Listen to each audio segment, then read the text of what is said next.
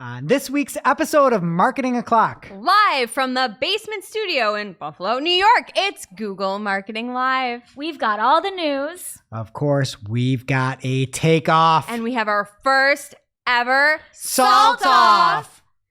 All on today's show. Welcome, you are listening to Marketing O'Clock. Just stay tuned. Digital marketing news, but let's get specific. Digital ads, SEO and analytics, social media and more. Pretty much everything that'll make your website perform. With new shows every Friday. We give you the news with sass and puns and definitely hot takes. Thank you for tuning in. You know what time it is. It's officially Marketing O'Clock. Settle in, sit back, keep it locked. Hey there, I'm Greg Finn. I'm Jess Budd. I'm Nicole Waddington. And it is officially Marketing O'Clock. Here on May 26, 2023. Welcome back, Jess. Thank you. How have you been? What have you been up to? I'm great. I missed last week because I drove to Pittsburgh to see Blink-182, which was a marvelous show. I was reliving my youth, but I didn't realize that marijuana is still illegal in Pennsylvania, and I've recently become kind of a pothead. So Wow. I brought all these THC seltzers with me, and I felt like super bad transporting it across state lines. I feel like you can get a felony I don't for think that. You should say that.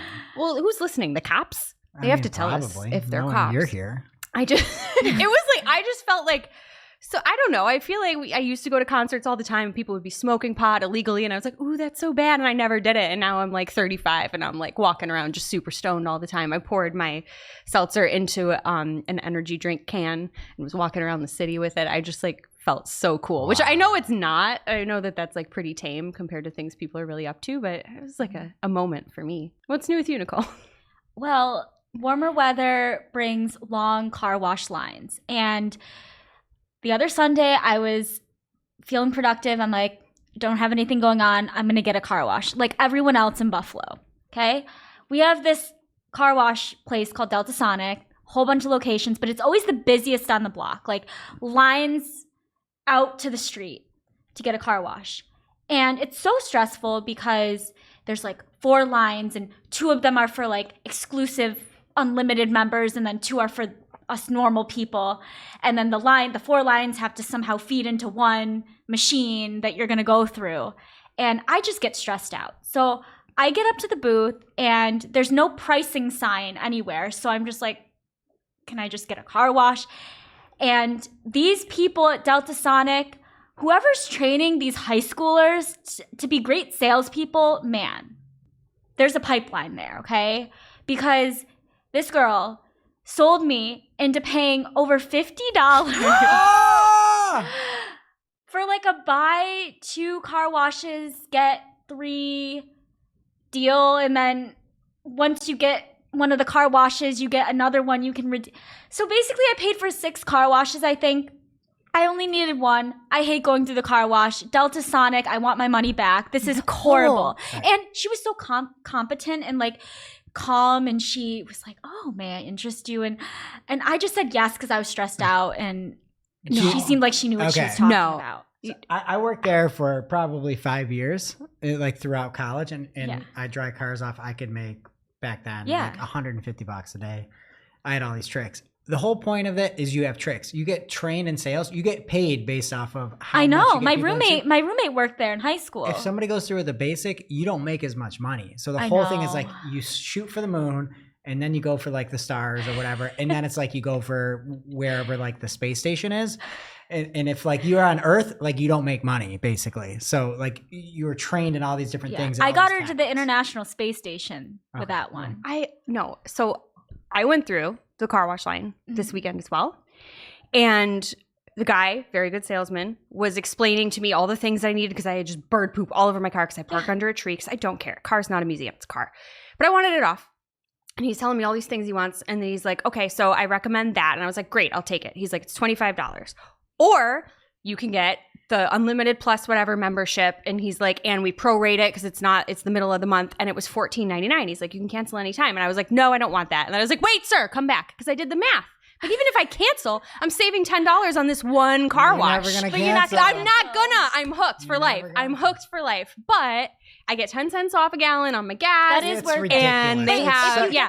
the gas is 10 cents more. No, it's not. It's because I'm a Sam's member too, so I can get cheap gas there. And I like, listen, but he saw me do the math. Both gotten by You're the both Delta. gotten. Yeah. You'll Sonic. probably like, No, you I'm cancel. gifting them. I'm gifting them.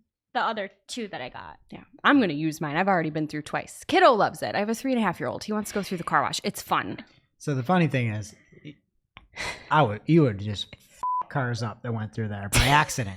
People, you hear so many accidents that will happen in there. Oh, I go into You're reverse spraying it rather down. than neutral You're all the sitting there time. trying to spray a dead bird out of a fender, and it's disgusting. It's flying all over your face, and the person's trying to get onto the conveyor belt. And you're like, neutral, and they're like, what? I'm like, neutral. Like, what? And they're smashing into the other cars, and it's ripping the back wiper off. It is a disaster. I've probably been through Delta Sonic once. The first day I went there, and I'm like, I am never going through this again. Those things that touch your car are the dirtiest things. You might as well just lick the driveway outside. No, but they're indoctrinating children from the beginning because at the kids museum here in town, there's a whole Delta Sonic, and you walk through it, and they have a booth with the neutral sign, and my son is standing there yelling neutral, and then we walk through. At the Strong Museum. Exactly, it's the same thing. And then you just walk through and somebody just punches your son in the face. Let's get out of the marketing here because we've got a lot this week. This week, we saw Google Marketing Live 2023, Google's flagship event for everything to do with their marketing products. And we actually saw a lot of that in Google I/O earlier this month, but we had a lot more here. I think people were really thinking it was going to be PMAX driven, but there was one key component throughout Marketing Live that we saw at I/O, AI. AI everywhere. AI across the board. And we'll go through and break up some of these different stories and each talk about some of the new features coming. So one thing that was very interesting to me is that you're going to be able to create campaigns using conversational AI. I'm probably not ever going to use this, but I do think that this could be helpful for newbies and people that don't know Google Ads to try to help set campaigns up. Another thing is it might give you ideas. I'm assuming it's probably going to give you bad ideas for a lot of it, knowing Bard, but you can go through and there's like a chat prompt and you can say, let me help create my ad, and it'll generate keywords, headlines, descriptions, images, and any other asset basically. One item I thought was interesting is you can get those assets pulled through and then you can ask for more granularity on something. So the example that somebody had was a beauty brand. The conversational AI, Google AI helper made ad copy and they went back and said, can you please make it anti-aging copy? And I think the big thing here is Google has dumbed down their ads so much with RSAs. There's like no creativity anymore. So for something like this, this could be actually very helpful from a time saving standpoint. When you have 25 characters, you know, like you can't write like you used to be able to write good ads, and Google doesn't want that anymore. They want fast, formulaic crap. And this is a great tool to do that, you know? So it looks pretty slick. I don't know exactly when it's coming out, but it might be a help if you're need help with RSAs at least. So I don't hate that. And then the other thing that I really liked about this Marketing Live is everything seemed to be like AI assisted. So for this, they don't just say, we'll make it for you. Mm-hmm. They sort of queues it up, right? Yeah. And that's what AI should be. It should be queuing it up and then you can punch it up and you can remove, you can add, but it should help you save time. And this actually might help you save time. So I'm the pro Google Marketer of the Year 2022, but this is actually something that could be helpful because it's not fully automated. It still gives you control. And Google also painted a more clear picture of their ads plan within SGE, which is Search Generative Experience. They covered this at Google I/O, and we saw ad units at Google I/O living above the SGE experience in a different colored section that was clearly labeled sponsored. But at GML, the new ads will have a bold sponsor identifier, but will be kind of mixed in with the results provided in the conversational chat But we still don't know what ad metrics data we're going to have from that, and if there's a way to opt in or opt out of these ads. Likely a win for advertisers and upsetting for SEOs out there. Yeah, when I wrote this, I said, parentheses, cover your eyes, SEO, when getting to the example here. And we asked and tried to prod for a little bit more information as to like what the click-through rate looks like or what the metrics look like.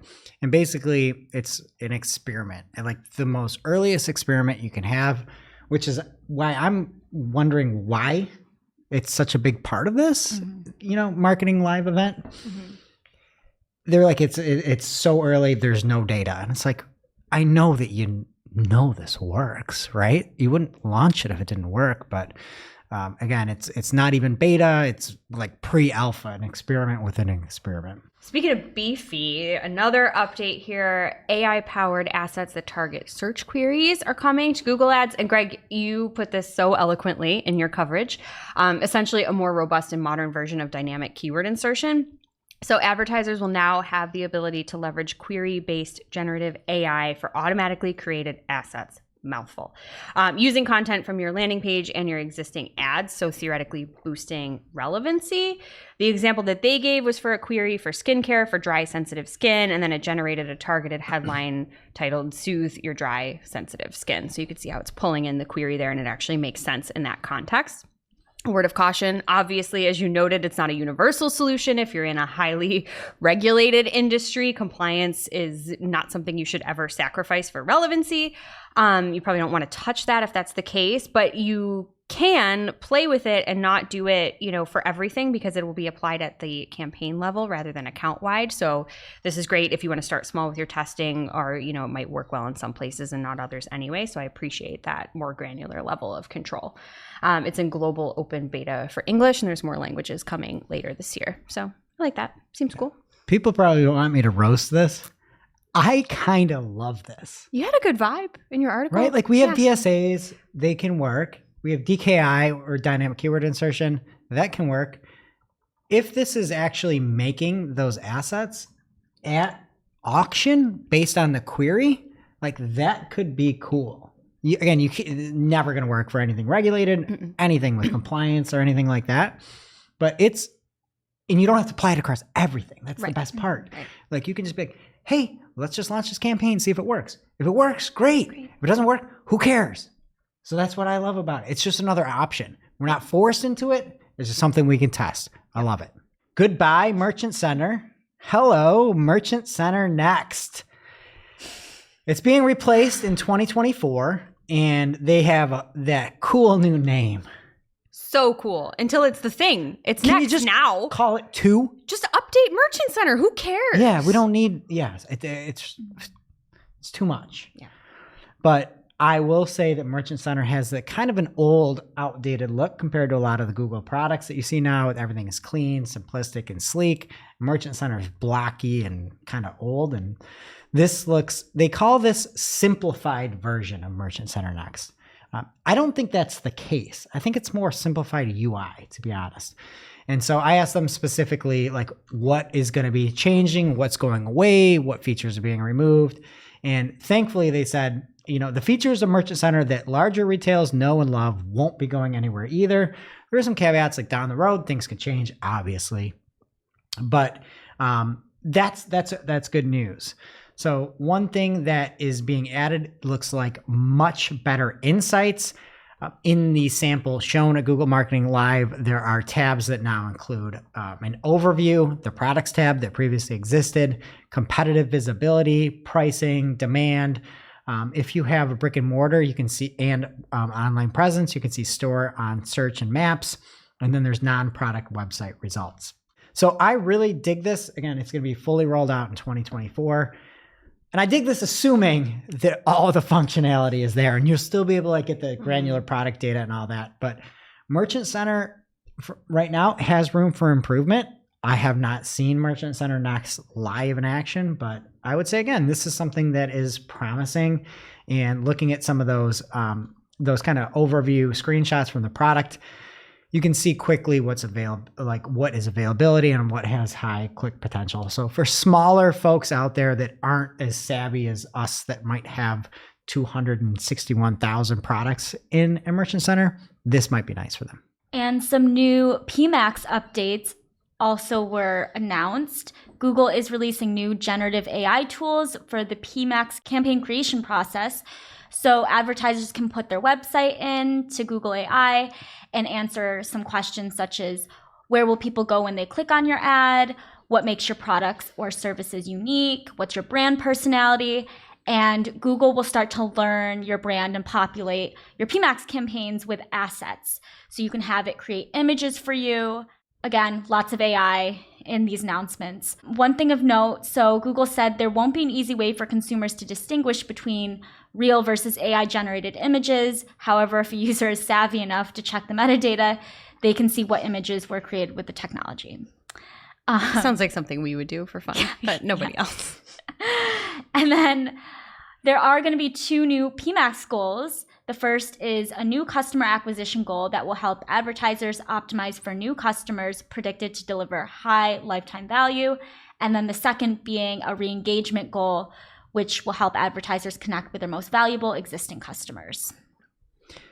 I like the new goals. Anytime you get more options in PMax, I'm just going to shut my mouth. So Are you gunning for that like pro Google 2023 clock skirt? I am fair and balanced.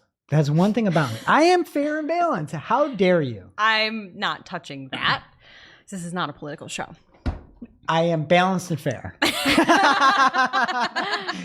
I think the whole setup of putting your website in and being like, oh, here's my brand personality. Like, what are we doing? That kind of thing. But some of those images look way better. Like that implementation where there's that cat with the logo overlaid and the yellowish gold, that looks cool. That's one of the things I have always hated about DSAs and PMax is you see a DSA and that's a DSA, but you look at this PMax example and that thing looks cool. Like that looks like an ad. I don't know. I kind of dug that. So, hey, the more stuff we get for PMax, the better. And I will say Google is listening. Like, yeah, if we can re-engage current people based off customer match lists, let's do it. If we can go towards people that have a higher LTV, good. Let's do it. Yeah. I'm here for it. It's nice that they're acknowledging that those things are different too and letting you optimize one way or the other. Speaking of cool imagery, if you have a boring image, a busy image, or heaven forbid, a blurry image, you can rejoice. And you use the word rejoice, Greg, in your article. Twice. You thought I wasn't going to read it. I did. I did. Cease and desist. Also, good job. Great word choice. Announced as well was Google Product Studio, which is a new tool that leverages AI to help advertisers enhance and create product imagery. It can do essentially 3 things. You can create custom product scenes. So you can upload a product without a background and then AI can do the rest with a few prompts. You can add like peaches behind the thing or whatever you want to do to make it more eye-catching. You can also remove backgrounds. So if you have a bad background, the generative AI can remove the content. So I guess it's degenerative AI. Oh. And they offer increased resolution. So if your assets aren't up to par from a pixel standpoint, Mr. Finn with the alliteration, you can use generative AI models to clean and crisp your creative. So that's cool. I guess if you have a lower res image, you can enhance it essentially so people can read it. The example actually looked really good. Awesome. It looked really good. Like you could read the thing. I don't know. I don't know how well it's going to work. The example looked great though. I'm going to flip in a minute, but I love this. I love it. I literally already told some of my clients is like, hey, when you're doing your product shoots, if you can just make sure you've got a crisp one, white background, we just need that too. Don't worry about some of the other stuff.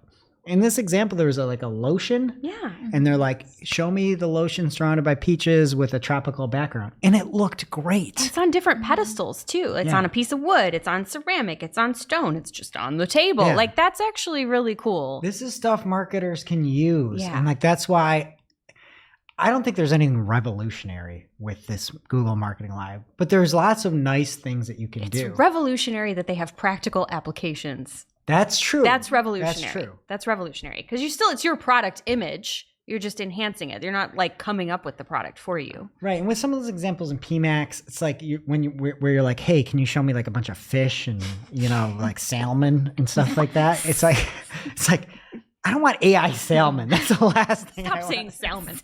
The L is silent. Like this is like, hey, here's our product. Go put some background around it, and then you can use that, and you can. It would be great if we get real results for the data on testing, but you can at least see like how it works a little bit. Yeah. So these are things that are like actually helpful. They're not, again, revolutionary, but this is something. Somebody with a small budget, though. Yeah, you can. This then is just huge. you don't need to go do a photo shoot. Yeah. And you can do it right in Google Ads. And this is what they should be doing. They should want to encourage people to use the platform instead of jamming PMAX down people's throat like they did last year. So I, again, on this one, I'm very pro this. You about to go anti or what? Is that next? So next up, we've got some new features. We've got 7 new features, and I'm not even anti on these. So one is that there's going to be brand restrictions for broad match. You know, broad match does exactly like its name does. It matches to the entire world, basically. But Google wants it to work, and Google has made broad match work. If you are not using broad match, you are not a good advertiser. Yes, I said it. Take it up with me at Greg Finn. And so we heard about this before with Performance Max. I like any extra control you can get on these automated things. I know the future is automated, but having little controls and getting more things is a step in the right direction. This one's a little bit weird. Google AI is coming to smart bidding. I thought there was AI already in there. Yeah. Are AI and ML different? Because now I sound stupid asking that question, but I think they were synonymous until this point. Right? So this is going to be using Google AI, large language models, right? Instead of like just auction data and what they think is going to happen. So basically smart bidding is going to get smarter. So we can call it smarter bidding. Yeah. So I dig that. And then for RSAs, you're going to be able to see search categories. It seems like it's something similar to Insights, where not frankly that helpful. But if you are an advertiser that's a very remedial advertiser and you put everything you have in an RSA and you just hope Google matches it the right way and you don't have like campaign segmentation, this could help. And you might be able to say, wow, there's a category for, I think the other one was like dry skin or something. Then you might get an idea to say, I should make an ad group for dry skin. So again, I'm not going to use it, but it might be helpful. Another funny thing is, hey, do you not know what budget to start with for a campaign? New campaign pre-fills can give you suggestions. Just remember who is making profit off of all of that ad spend. How good are these suggestions? Because I never know what to start with, but I'll pick a number. So there's going to be more pre-fills in there now. And in the setup, this is something I don't like. Is there's going to be recommendations now in the setup flow. So if you don't know what a recommendation is, it's Google trying to shake every penny out of your pocket. You'll see things like raise your budget. There's no recommendation for lower your budget. There's things like add search partners. There's no recommendation for remove search partners. Recommendations are useless and pointless, but they're now in the campaign flow. So don't like that one. In Creative Studio, you can export Performance Max assets right into any of your other Google Ads campaigns. So I like that. If you see that cool cat yellow visual, you can get it somewhere else. So I dig it. And then there's going to be more asset insights. Not a ton of visuals on what that's going to look like, but any extra insights we get, I'm here for it. I just feel like the term insights is just so aspirational. It's not data. It's useless. Yeah. What you get now, I mean, you kind of see a direction, you know? Mm-hmm. It's correlation. It's like you're in New York City and you're asking for specific directions to Sacramento and somebody points one direction. I do that all the time. People are like, where is that? I'm like, over there. Yeah. It's that's useless. What it, that's what, it's that's useless what it is. for people, Yeah. but it's insightful. Like, how do I get across country? Oh, that way. That way. Yeah. And then lastly, there's improved search terms on the insights page. Again, these are relatively garbage, but hey, more is more. And I'm going to shut my mouth again on that. Last in the Google Marketing Live updates, Google Ads is adding 2 new campaign types, the first being video view campaigns. So, like the name says, it will help maximize views on your videos, combining a variety of formats, including skippable in-stream ads, in-feed ads, and shorts ads to get the most out of your budget. The beta for video view campaigns will launch globally next month. And then the second new campaign type is demand gen campaigns. So these campaigns will leverage AI and help engage and drive action with consumers and will work across YouTube Shorts, YouTube in-stream, YouTube in-feed, Discover, and Google Gmail placements. So the call to action will appear to simply send traffic to the site instead of leveraging the lead form assets. It was qualified that conversions can be tracked with this, which is extra important when I you're hope so. doing. And this is where I'm going to lose my mind. Because Good. when this came up on stage, I was watching it live, didn't know it was coming. And they're like, demand gen campaigns. And I'm like, oh my God, I can't wait. Yeah. This is amazing. This is what so many people need, is like real demand gen. Like, how can we help to remove some friction in getting like emails and contact information? And then they show a bunch of videos on cell phones, and everything is visit site, visit site, visit site, visit site. It's like, I don't know if you know what demand gen is. I don't know if you know what it is. You're saying that I'm going to go visit a site on YouTube Shorts, and that's demand gen? This couldn't be, there couldn't Demand be. Gen Z. Demand gen Z. That's what it should be That's called. what it is.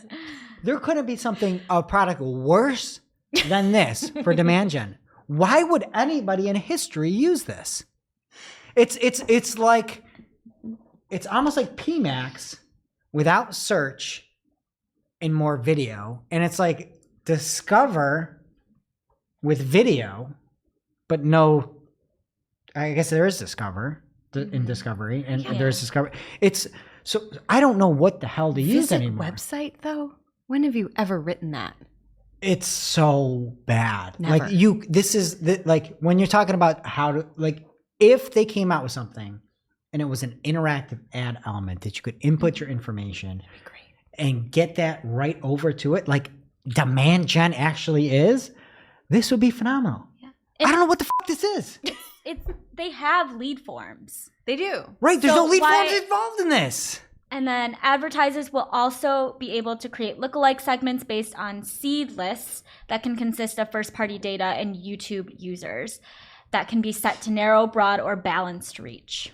I not only like this, I like the naming of it, except for balance. I don't know what the hell balanced is. I like the fact that this is what keyword should be: broad, narrow, and medium. Right? Medium equals balanced. But yeah, I guess is maybe balance. Like there shouldn't be exact, there shouldn't be phrase, there shouldn't be broad, can be broad, whatever. Yeah. But the fact that they're still as exact, just call it narrow.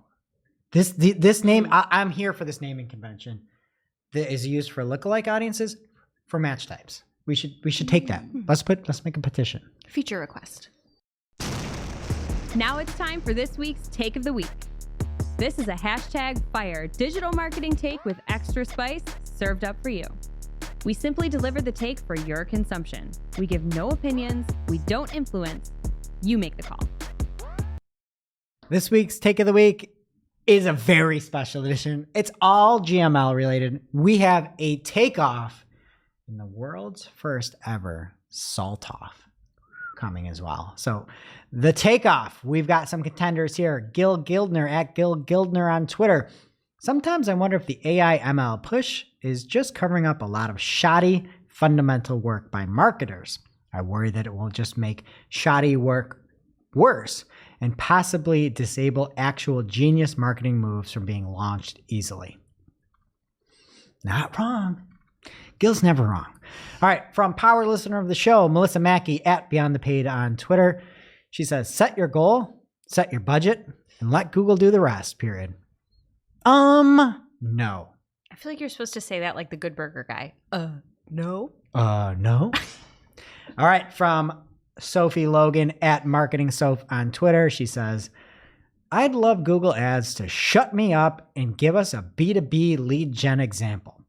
Something with a small budget and dull, like enterprise DevOps tools or niche accounting services. Most advertisers can't relate to vans. Some advertisers wear Vans Wow. every day. That was flexible. Thank you. Gil Gildner is back in the mix saying, pretty impressive image generation, to be honest. Asterisk. And the asterisk says, every Photoshop jockey on Fiverr needs to find a new job stat. They don't have jobs if they're on Fiverr. Well, Can I that's say a that? job. It's a job, Jess. Freelance. The gig generation or whatever it is. All right. Melissa Mackey is back, and she says, she's back. Power listener. Love you, Melissa. She says, that wasn't demand gen. That was an FB ads clone. And she's not wrong. Oh, man. We got Melissa Mackey with 2. We've got Gil Gildner with 2. And we got Sophie Logan with the DevOps. And can't relate to Van. So I think Jess is just biased on that. Sorry, Sophie. I'm going to give Gil Gildner's Photoshop jockey on Fiverr. All right, Gil Gildner, you've won the takeoff. And now we're getting into the world's first ever salt off. We have the saltiest marketer on the planet, but maybe the nicest marketer on the planet, Julie Piccini, Salt J, as everybody knows her. And PPC Chat every Tuesday at 12 Eastern, and the audio version on Thursday at 12 Eastern, and ppcchat.com. But we have a new entry into the mix, and I believe he was there at the show. John Kagan, at John Kagan on Twitter. And I'm going to go Salt Kegs for him, because they were ripping off tweets, the saltiest of the salt here. So I'm going to read a tweet from Salt J, and I'm going to read a tweet from Salt Kegs. And you guys are going to vote, and we're going to see who gets the first inaugural Salt Off Championship. Wow. Salt J, Julie Piccini, at Neptune Moon on Twitter says, OMG.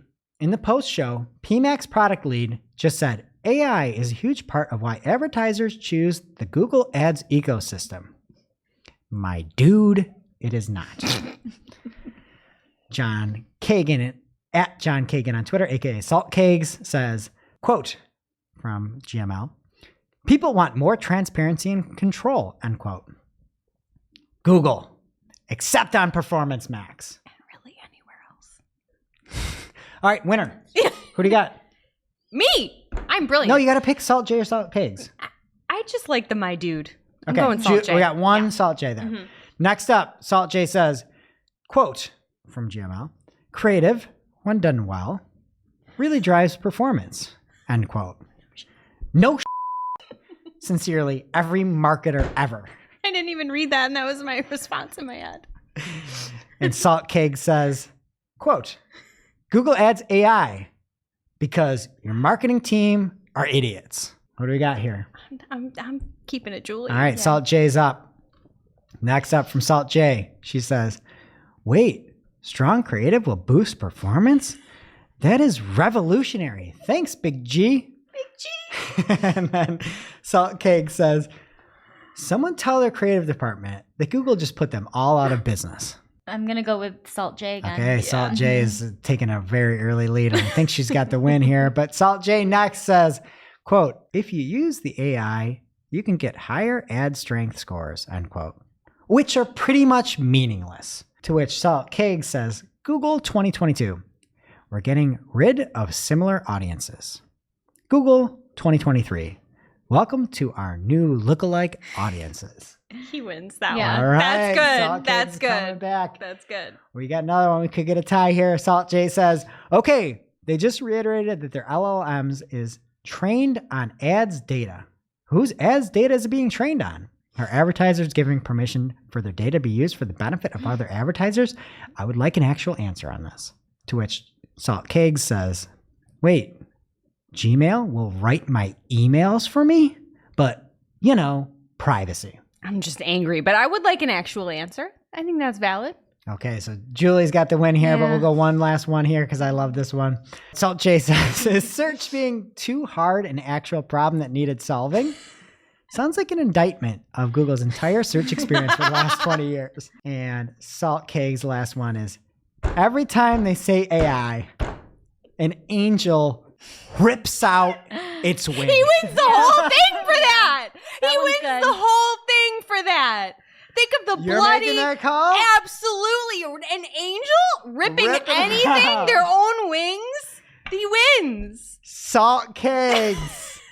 That was the first official Salt Off.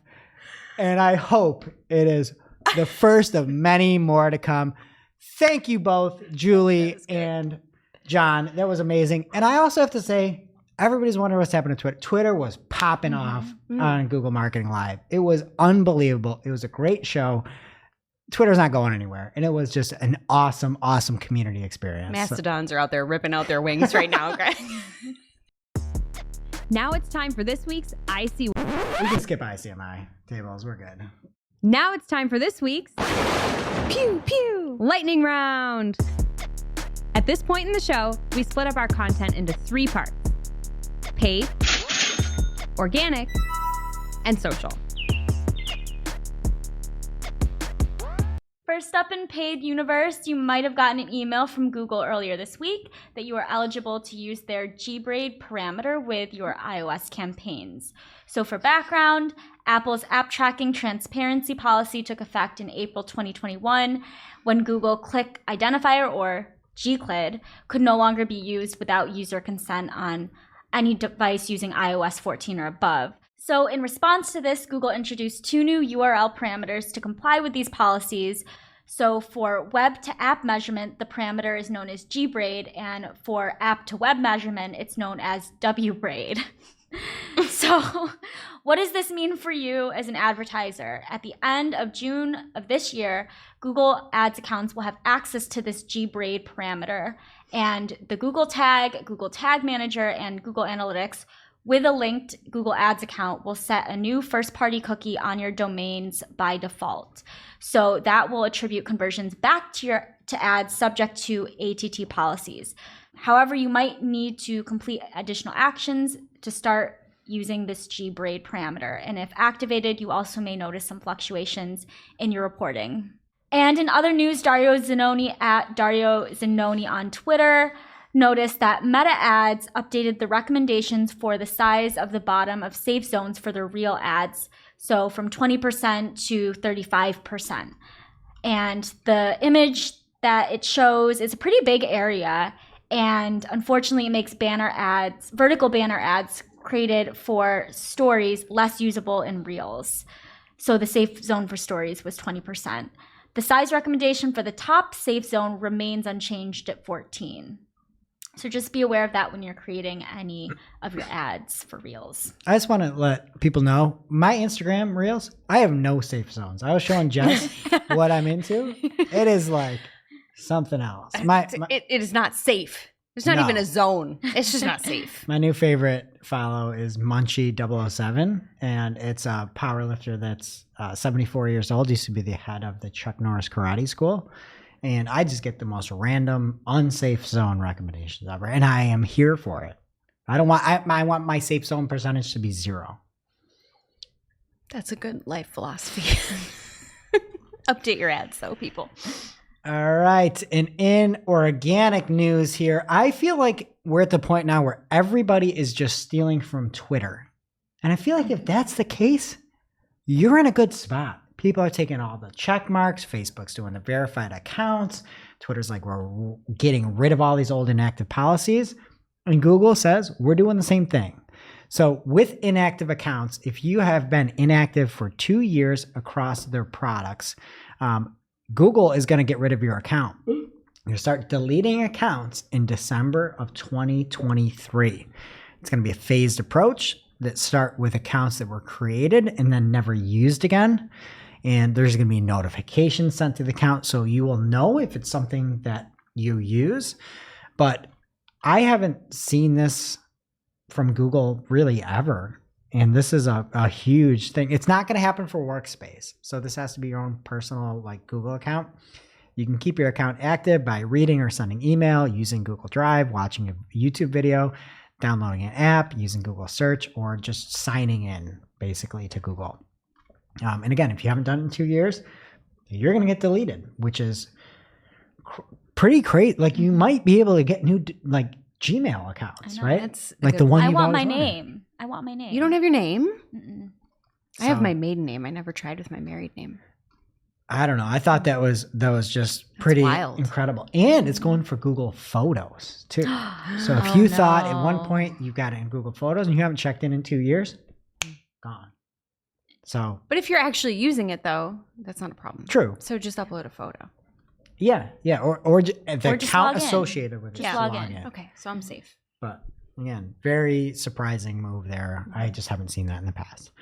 All right, from our Baidu correspondent and power listener of the show, Adam DeFrisco, he tweets, between ErnieBot and Apollo Go, the driverless taxis, Baidu is doing just fine. Revenue from Baidu Core is renminbi, I believe, 3.3 billion, increasing 8% year over year. And the online marketing revenue was 2.42 billion, up 6% year over year. So Baidu is doing just fine. And we saw, I think it was about a 4% drop in stock when Samsung announced that they were considering moving the default search engine over to Bing.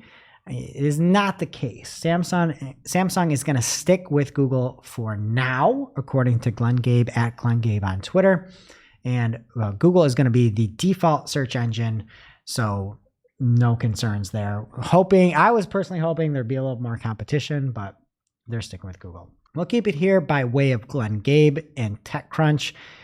If you run a podcast, Google's podcast search results can now open shows directly in Apple Podcasts. It's pretty cool. So you do a search and you're looking, you find a podcast, you can now just jump right to Apple Podcasts. I just want to know, what's a podcast? I don't think we've ever experienced one. But I also think it's like the death of Google Podcasts, the platform that they barely tried on. So They seem like they don't care if they're doing it that. was the worst. They cannot do products. So and that was a prime example. It was I've never heard you horrific. say that before. Yeah. All right, from Glenn Schmeltzy in our Discord channel, he says, has anyone seen this in GA4? It's worded in hyperbole, and I imagine that will concern folks who aren't familiar with setting properties up.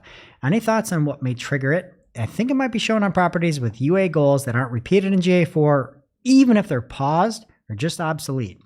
And the warning is that it says, this property is not fully set up. You can complete the recommended setup checklist in the setup assistant. So even if you had something that paused and didn't take it over to GA4, people are getting this error apparently. It's in red too. Yeah. I feel like it should be yellow. Like just word of note, word of caution. And then Miriam from M4 Digital in our Discord community. 4M. Miriam, 4M. In our community.marketingclock.com says, if you click complete setup and then tick the boxes to say it's complete, even if you haven't completed action, and it goes. Thank goodness. So yeah, if you see it, I mean, don't worry too much about it. Other surprising news, at least to me, is that Neva's consumer search engine is shutting down. I feel like they just came out. Yeah. But they said it's a very tough decision. They took into account a lot of things. And if you were one of the 2 Neva users out there, I thoughts and prayers. And that's it in organic. What's happening in social, bud? Not so much. We'll go through it fast. So first up in social, TechCrunch was made privy to an email that Meta had sent out to a select group of creators. And so this is fairly legit information. And the TLDR is that the Twitter clone that Instagram has been toying with, it's been codenamed Barcelona. That's not official. People are saying that. Anyway, it is going to be a standalone text-based app. I think we need that. It will be, quote, partially integrated with Instagram. Users will be able to keep their Instagram verification and handle, and all of their followers will receive a notification to follow them on the new platform, whenever they choose to name it. And Leah Haberman, at Leah Haberman on Twitter, she is the author of the ICYMI newsletter. She was privy to this as well, and she shared the following info as well as musings. She said, cease and desist. Yeah. I mean, really. She said that the app will have creator controls and account safety features. I hope so.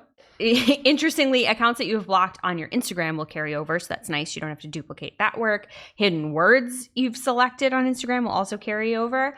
And then she did share a screenshot of, she called it somewhat blurry, but I can kind of read it and you can see it if you're on the video, of what it looks like. And it really just kind of looks exactly like it looks like a marriage between Twitter and Instagram DMs, to be honest. Meta declined to comment further when TechCrunch requested some information, but notably they did not dispute any of the leaked information. So it's, again, pretty legit. They're saying that you'll be able to talk directly with your audience and peers. You can bring your fans with you. You can tune out the noise. They said, we're taking safety seriously, equipping you with settings and controls basically who you can talk to and who can mention your account. So nothing really revolutionary here other than the fact that it's happening and it looks pretty far along. You know, I don't know. We'll see. But I think this is the worst use of that smudge cat meme I've ever seen. They have the housewives saying that Twitter and TikTok are like, you're copying us. And Instagram's like, I'm a copycat because Instagram's been copying everyone. I think it's interesting that they're calling this an Instagram platform. I don't think that's how you use that meme. That's not how you use that meme. That's what I'm saying. It's the worst use of it I've ever seen. I agree. It's stupid. Who made that? Not me. Oh, you didn't make that? No, I saw it on Twitter. You think I would make this? No, I know how to use smudge the cat. I was disappointed. This is why I called it out, because that's not how you use it. Terrible meme. Terrible, but we'll put it there. It's something to talk about. Anyway, the joke is on you, Instagram. Because go ahead. I just think, again, everybody's going after what Twitter's doing. Right. Mm-hmm. When that's the case, when there's smoke, there's usually fire. I got to say, the things that are happening on Twitter, the subscribe, the previous subscribe,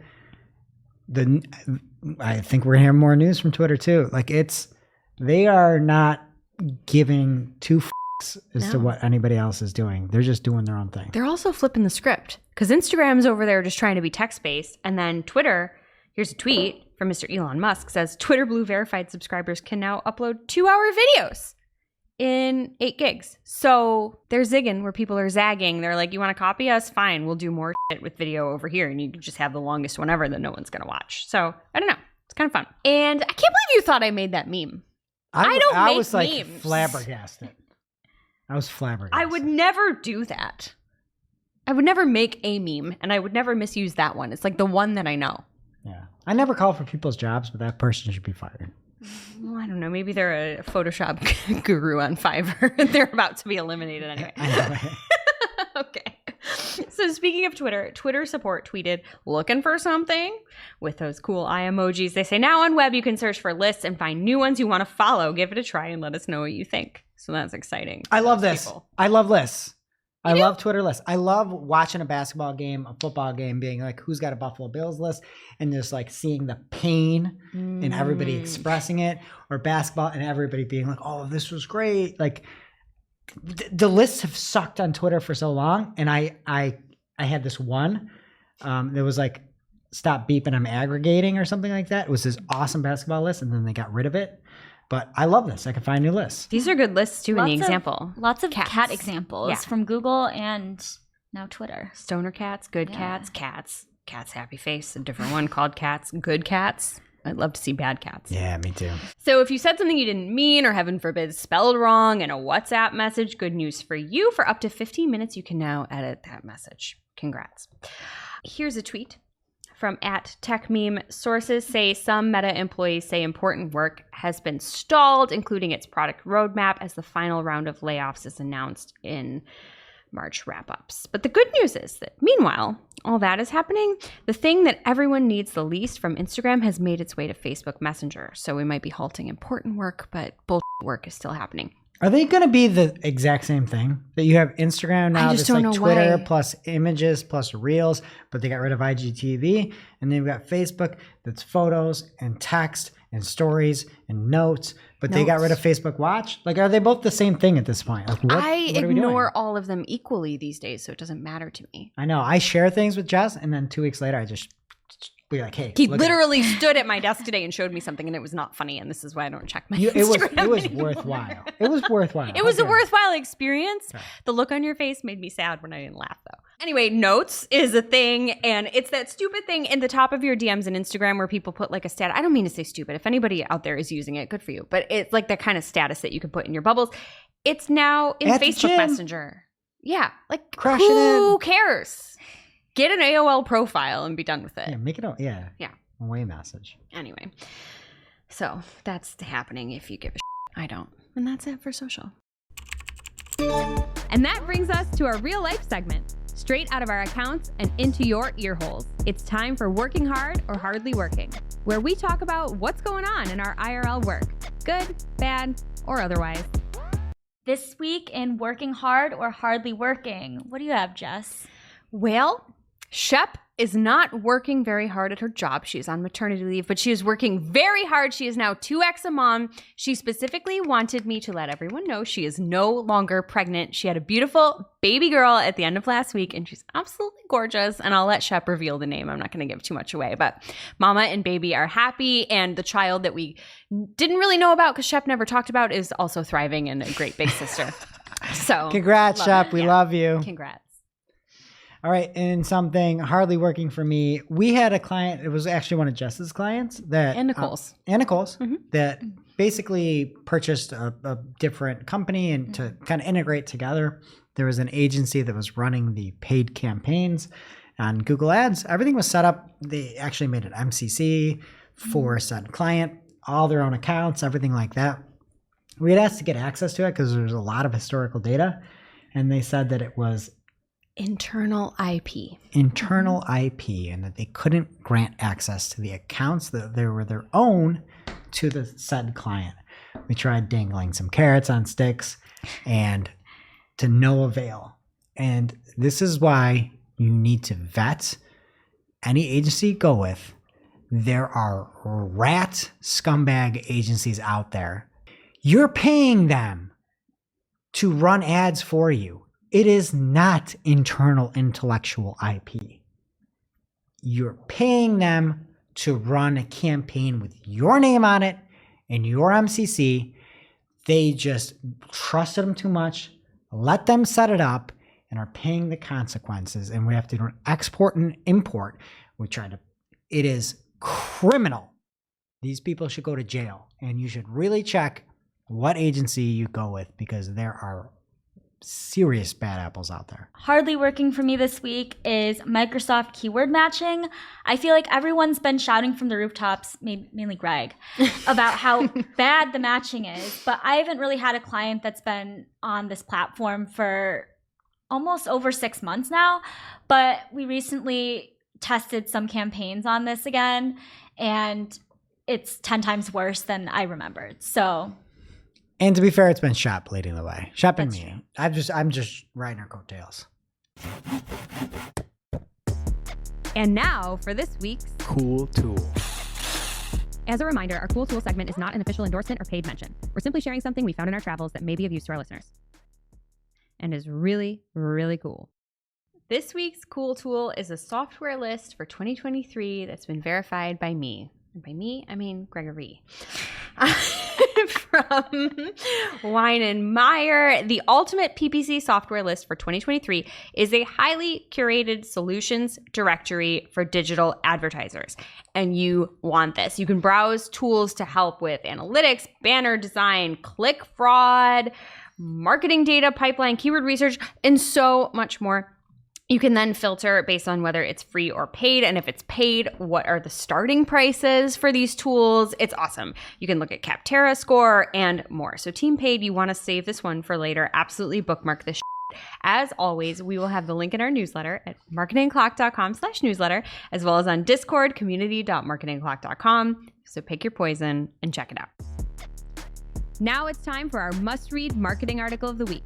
An article so advanced, so in-depth, so detailed that we simply cannot cover it in its entirety on today's show. This week's must-read marketing article of the week comes from yours truly over on Search Engine Land. I wrote a recap that cites 8 other stories written. I was up till 3 a.m. writing these stories. It's like an hour late for you, but okay. No, I try to get good recovery scores on my little Whoop band.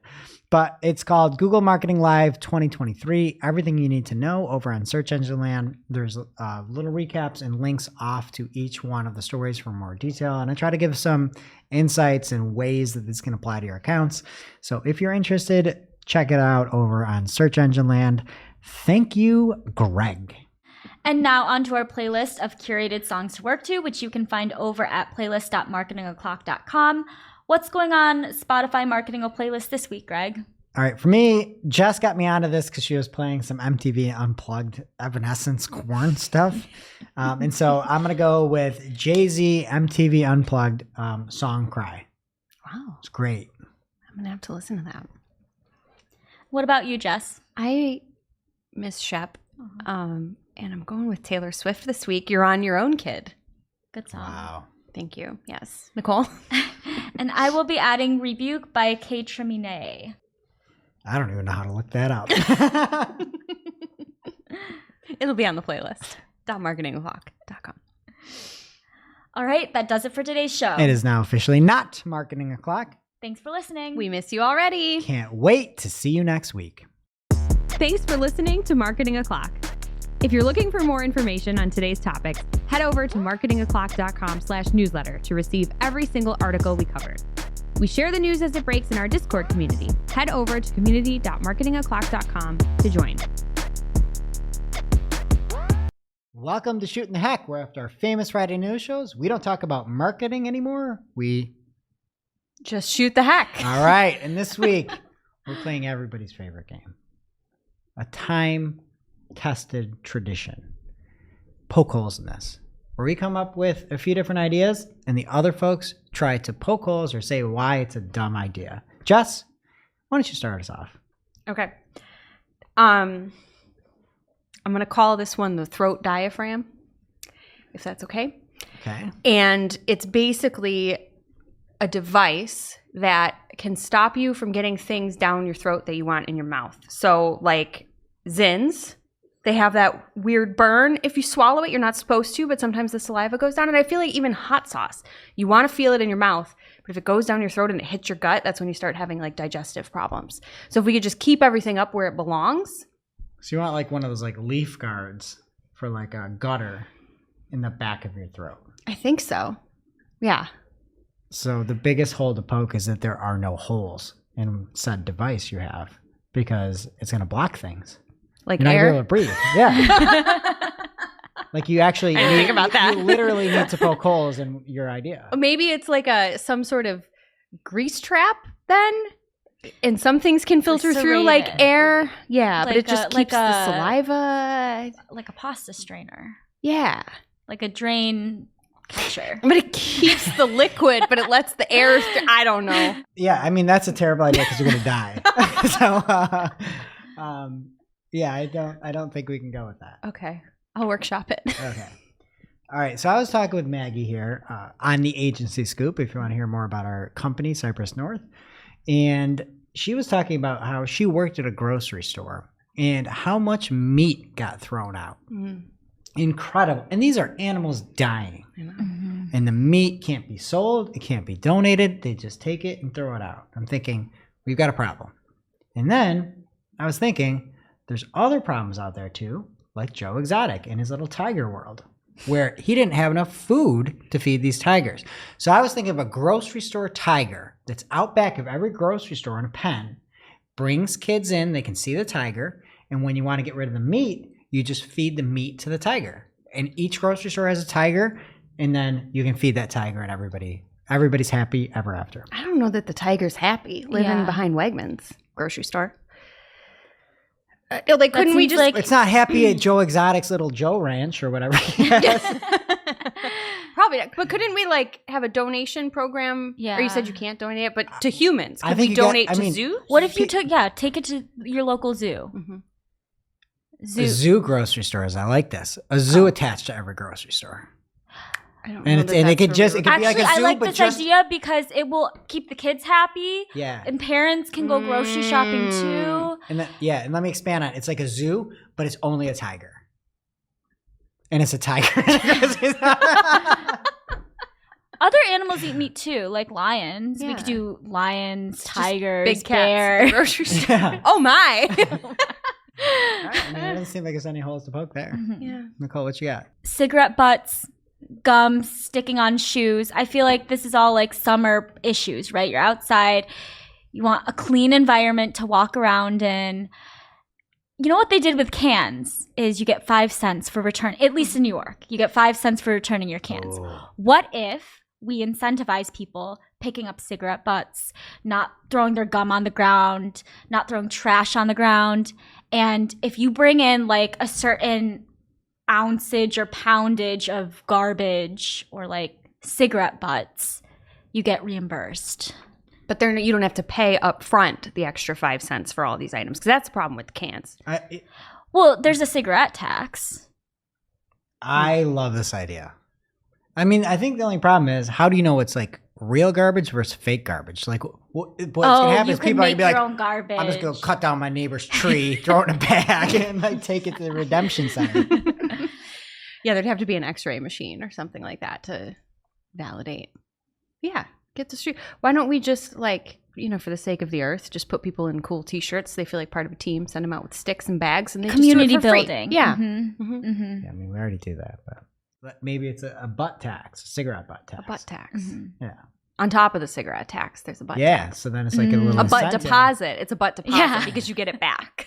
Then you can save money next time you go to buy some heaters. I have another great idea. So this, something I think we all need. It's a choker that you can wear with like a device on it. We all need. It's a lollipop holder so that you can type when you're eating a sucker and you're not just sitting there with it sticking out of your mouth looking like you're smoking, and you can take it in and out and you can type while you're eating a lollipop. Let me get this right. I take the lollipop out of my mouth and it won't fall on my lap, but it'll rest on my shirt. You don't even have to use your hands. It's attached to the choker. It's like sticking out, and Oh, it's like eat headgear. it when you It's want like it. headgear, and it's like Oh, holding. it's like a Yeah. helmet. It's like No, but holding it's it a in front of choker. you. It's fashion, and it's got the lollipop on it, and then you just eat it when you're hungry, and you don't have to hold it. So you want a ball gag lollipop? Is that right? Is that what it's sort of like, the implementation? So you would feel less stupid with that than a stick I mean, out I of your feel mouth. really stupid now. I mean, I but think the stick is cool. oh, where were you an hour ago when I was eating a lollipop at my desk? I did not feel cool. Never mind. All right, and my last one here today. This is a problem I have. iPhones, you can't use them for things. It's good for iMessage, and that's it. This phone is just so inefficient. Android Pixel phones are the best phones out there, except they don't have iMessage. So you can't use them. I was thinking you have two phones, because at this point you're gonna have to have two phones because you can't use an iPhone for anything, and then you need a Pixel. So I was thinking of a phone case that has the ability to lock in your iPhone for iMessage and then your real phone for phone use. I would use that nonstop, and then you don't need to have like that little flip phone like they've got, but you just have one phone case that holds your work phone on one side and your iMessage device on the other side. And the cameras are just facing in, and you can't use the camera on either one. In this side of, I haven't thought through the cameras. What if you just made one phone that could do both? Well, Apple has the technology for iMessage, and I don't think they care about the quality of their phone. Oh, Remember earlier today when you called it an Apple phone? Yeah. That's my favorite. Tim I Apple don't know how making to it use together. this Apple phone, he said. All right. So I guess no holes to poke on either of those. I think these are the best ideas we've had yet. The ball gag lollipop holder. All right, and we'll see you next week.